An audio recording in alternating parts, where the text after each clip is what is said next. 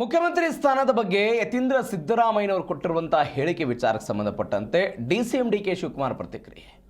ನಿನ್ನೆ ಹೇಳಿದ್ದೀನಿ, ಅವರು ನಮ್ಮ ಹೈಕಮಾಂಡ್ ಅಂತ.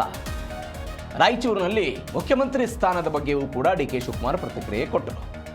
ಯತೀಂದ್ರ ಸಿದ್ದರಾಮಯ್ಯನವರು ಹೇಳಿದ್ರು, 5 ವರ್ಷ ನಮ್ಮ ತಂದೆಯೇ ಮುಖ್ಯಮಂತ್ರಿಯಾಗಿ ಮುಂದುವರಿತಾರೆ, ಯಾವುದೇ ಬದಲಾವಣೆ ಆಗೋದಿಲ್ಲ ಅಂತ, ಎಲ್ಲವೂ ಕೂಡ ಸೆಟಲ್ಡ್ ಆಗಿದೆ ಅಂತ ಅವರು ಹೇಳಿಕೆ ಕೊಟ್ಟಿದ್ರು.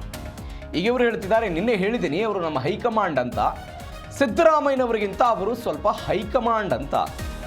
ಡಿ ಕೆ ಶಿವಕುಮಾರ್ ಅವರ ಪ್ರತಿಕ್ರಿಯೆ. ಸಿದ್ದರಾಮಯ್ಯನವರಿಗಿಂತಲೂ ಕೂಡ ಅವರು ಹೈಕಮಾಂಡ್ ಅಂತ ಡಿ ಕೆ ಶಿವಕುಮಾರ್ ರಾಯಚೂರಲ್ಲಿ ಮಾತನಾಡಿದ್ದಾರೆ.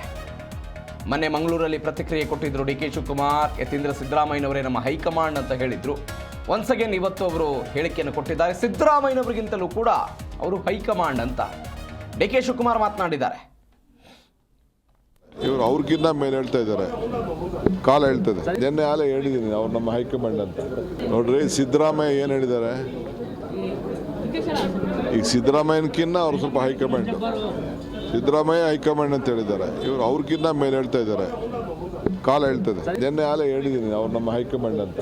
ನೋಡ್ರಿ, ಸಿದ್ದರಾಮಯ್ಯ ಏನು ಹೇಳಿದ್ದಾರೆ, ಈಗ ಸಿದ್ದರಾಮಯ್ಯನಕ್ಕಿನ್ನ ಅವ್ರು ಸ್ವಲ್ಪ ಹೈಕಮಾಂಡ್.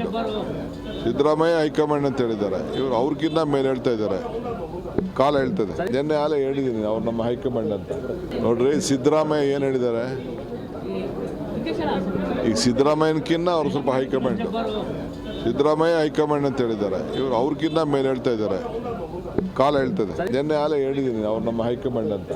ನೋಡ್ರಿ, ಸಿದ್ದರಾಮಯ್ಯ ಏನು ಹೇಳಿದ್ದಾರೆ, ಈಗ ಸಿದ್ದರಾಮಯ್ಯನಕ್ಕಿನ್ನ ಅವ್ರು ಸ್ವಲ್ಪ ಹೈಕಮಾಂಡ್.